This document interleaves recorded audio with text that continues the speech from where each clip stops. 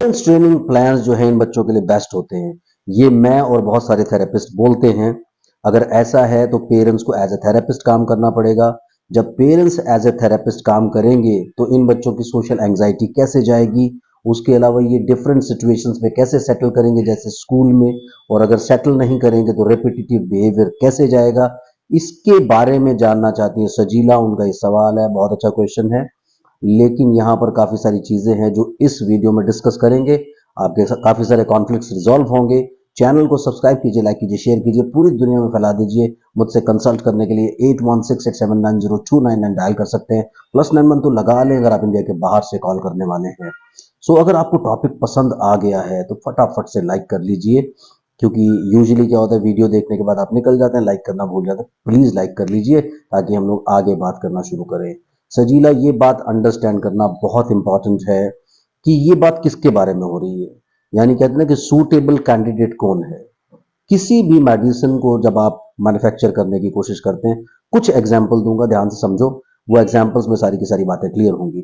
For example, आप कोई medicine manufacture करते हो, कभी आपने देखा कि मेडिसिन को, सॉल्ट को उठा करके सीधा किसी को इंजेक्ट कर देंगे। आप सबसे पहले उसका क्लिनिक में एक डेवलपमेंट करते हैं, उसको बनाते हैं, उसका कॉम्पोजिशन डिसाइड करते हैं। उसके बाद आप जो है कुछ सब्जेक्ट्स होते हैं, जैसे आप चूहों पे, गिनिया पिग्स पे, या किसी और चीज़ पे, किसी डॉग पे या किसी एनिमल पे उसका एक्सपेरिमेंट करते हैं। एंड देन उसके बाद ह्यूमन बींग्स पे लेकर के आते हैं। यानी हर चीज़ के डेवलपमेंट की स्टेजेस होती हैं। तो जब आप स्टेजेस से जाते हैं तो आपको सक्सेस मिलती है। जब आप स्टेजेस के बगैर ये बात करेंगे तो डेफिनेटली आप बिल्कुल ठीक हैं, लेकिन आपको ये समझना पड़ेगा आप अपने पर्सपेक्टिव पे ठीक हो। अगर आप इसको ओवरऑल देखोगे, ध्यान से समझने की कोशिश करोगे, तो आप ठीक नहीं हो। यहां पर आप थोड़ा सा गलत हो जाते हैं। इस बात को समझना ऐसे जरूरी है। ये बात उन लोगों के बारे में हो रही है जो लोग स्टार्टिंग से ही पेरेंट्स ट्रेनिंग प्लान्स के साथ चल रहे हैं, स्टेप बाय स्टेप अपने बच्चे का डेवलपमेंट करते हैं। जो बीच में आते हैं उनके लिए फिर आपको वैसी रेमेडीज बताई जाती हैं। ऐसा नहीं कि वो स्कूल में सेटल नहीं होंगे, वो थेरेपिस्ट अपने पेरेंट्स एज ए थेरेपिस्ट के साथ सेटल नहीं होंगे, वो भी सेटल होंगे, लेकिन उनके लिए अलग से आपको चीजें बताई जाएंगी कुछ डेवलपमेंट के बाद। बात करते हैं नॉर्मल बच्चे की, जो 1.5-2 साल की एज में किसी भी थेरेपिस्ट के पास या किसी भी मेंटोर के पास या किसी भी ऑक्यूपेशनल थेरेपिस्ट के पास, किसी के पास भी रिपोर्ट हो गया है।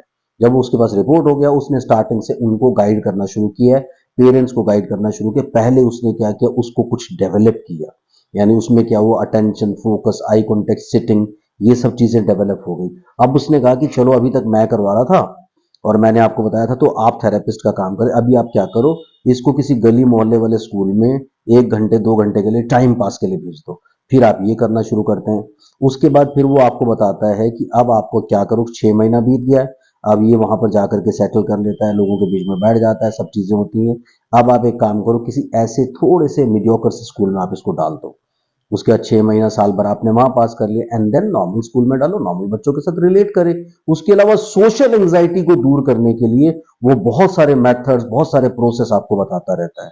जब आप इस सीक्वेंस में चलते हैं, रादर जब आप इस सीक्वेंस में चलते हैं, तो आपको सारे रिजल्ट्स बहुत अच्छे मिलते हैं, क्योंकि आप एक सिस्टमेटिक एंगल से चल रहे हैं। अगर आप बात करेंगे कि किसी 6 साल के बच्चे के साथ, 5 साल के बच्चे के साथ, 7 साल के बच्चे के साथ आज ही सोशल एंग्जाइटी दूर हो जाए और पेरेंट्स एज ए थेरेपिस्ट काम करना शुरू कर दें, वो भी उसी स्टेजेस में जाएगा। लेकिन उसके लिए आपको थोड़ा पेशेंस रखना पड़ेगा, क्योंकि 6 साल के बच्चे को आपने घर तो बिठाया नहीं। या तो आपने उसकी होम स्कूलिंग शुरू कर दी है, या फिर आपने उसकी स्कूलिंग शुरू कर दी है। तो अगर आपने उसकी स्कूलिंग शुरू कर दी है तो फिर वो ऑलरेडी स्कूल में जा रहा है। अब आप थेरेपी क्यों करवा रहे हैं, क्योंकि ऑलरेडी आपको स्कूल से कंप्लेंट्स आ रही है, आपको प्रॉब्लम्स हो रही है, वो सेटल नहीं कर रहा, आपने टाइम से ये सब चीजें नहीं करी हैं। इसलिए अब आपको थोड़ा पेशेंस रखना पड़ेगा। ऐसा नहीं कि अब कुछ नहीं होगा, अभी भी सब कुछ होगा, लेकिन पेशेंस आपको रखना पड़ेगा। क्योंकि अभी हम लोग देखें, काफी टाइम हो गया आपके साथ इंटरेक्शन में, कई सारे मैंने आपके कमेंट्स भी लिए हैं, सब कुछ किया है, बट अभी तक भी आपका कोई फॉर्मल थेरेपी का हिस्ट्री नहीं है। जब तक ये फॉर्मल थेरेपी हो करके चीजें सिस्टमेटिक ढंग से आप समझेंगे नहीं, किसी मेंटोर को हायर करके चीजों को करेंगे नहीं, आपके ऐसे क्वेश्चंस बने रहेंगे। क्योंकि ये क्वेश्चन जो है वो रिजॉल्व करना सबके बस की बात नहीं होती है, और फिर आंसर के साथ, रिप्लाई के साथ सेटिस्फाई करना, ये भी सबके बस की बात नहीं होती। लेकिन आपको सारी चीजों को समझ के चलना पड़ेगा कि इस पर्टिकुलर टाइम पे आपकी रिक्वायरमेंट क्या है।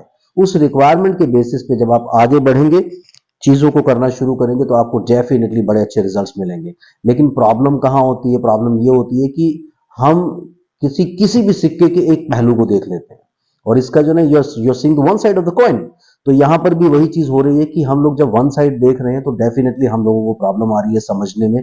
अब इसमें क्या है कि अगर आपके बच्चे के साथ हम इसको उस पर्सपेक्टिव में देखें, तो सबसे पहले उसको एक ऐसे लेवल पे लाया जाएगा जहां पर वो एट लीस्ट स्टेबल हो जाए। फिर सोशल एंजाइटी को कैसे दूर करना है, वो सारी की सारी एक्टिविटीज आएंगी कि अब आप ऐसे ऐसे ऐसे ऐसे करके अपने बच्चे की सोशल एंजाइटी को दूर कर सकते हैं। फिर सोशल एंजाइटी को दूर करते हैं, उसके बाद पीयर ग्रुप में कैसे मिक्सचर होगा, उसके लिए कई सारी एक्टिविटीज होती हैं। ये सिर्फ ये नहीं होता कि आप क्लिनिकली बैठेंगे, कुछ एक्टिविटीज करेंगे, काम हो जाएगा और आगे बढ़ जाएंगे।